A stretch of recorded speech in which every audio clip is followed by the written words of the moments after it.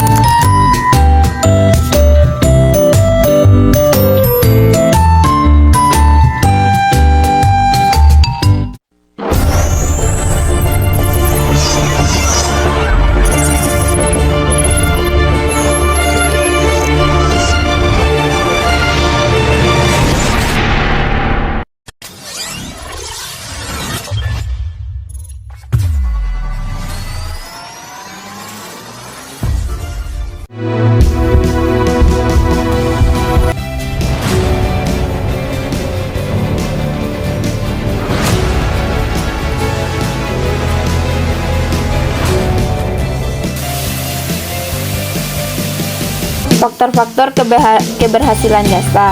A. Faktor lingkungan.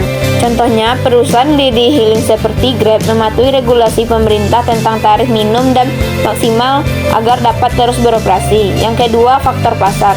Starbucks mengganti tren konsumsi minuman sehat, meluncurkan minuman berbasis bahan organik seperti oatmeal. Yang ketiga, persaingan. Shopee memberikan program gratis ongkir untuk bersaing dengan Tokopedia. 4. Kemampuan internal. Contohnya, Bank BCA mengembangkan aplikasi m-banking yang lebih cepat dan mudah digunakan dibandingkan pesaingnya. 5. Perilaku konsumen. E-commerce seperti Tokopedia menawarkan khusus di tanggal 11 atau 12 karena belanja masyarakat meningkatkan pada hari tersebut. 6.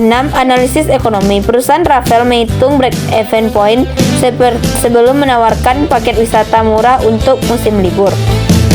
Pentingnya strategi pemasaran jasa. Strategi pemasaran jasa sangat penting untuk keberhasilan pertumbuhan perusahaan dalam sektor jasa. Dengan memahami karakteristik unik dan jasa, menerapkan strategi yang tepat, perusahaan dapat meningkatkan kepuasan pelanggan, menciptakan keunggulan kompetitif, dan mencapai tujuan bisnis jangka panjang.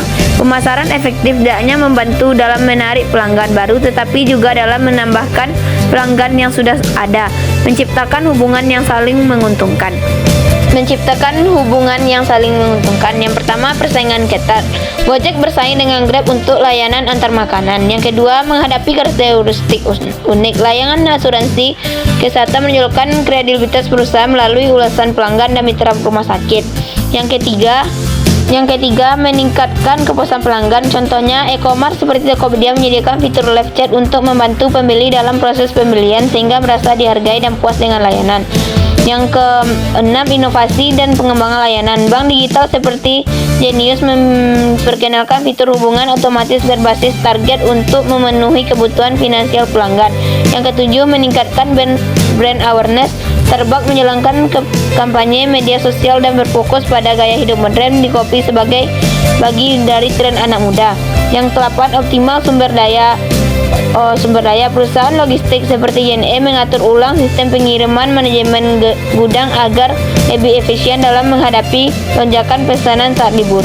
7. Penggunaan teknologi digital marketing. Perusahaan retail seperti IKEA memanfaatkan teknologi argumen seperti dalam aplikasi untuk membantu pelanggan mencoba furnitur secara virtual di rumah mereka sebelum membeli. Klasifikasi jasa penyawaran alat outdoor. Tingkat keberujukan penyewaan tenda memberikan manfaat langsung berupa pelindung dari cuaca tanpa bentuk produk yang dimiliki pelanggan. Yang kedua, keterampilan penyedia jasa. Penyedia jasa memberikan pelatihan penggunaan kompor portabel sebelum pelanggan menggunakannya.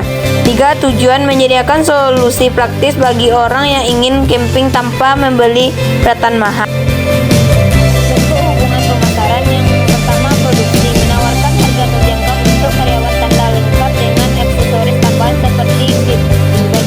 Yang kedua, penjualan, memasarkan layanan melalui media sosial dan brosur untuk menjangkau calon pelanggan. Yang ketiga, pemasaran kepuasan pelanggan, memberikan alat kebersihan dan tarawat untuk memastikan kenyamanan pelanggan. Yang keempat, pemasaran jangka panjang, memberikan diskon bagi pelanggan lama yang kembali menyewa alat.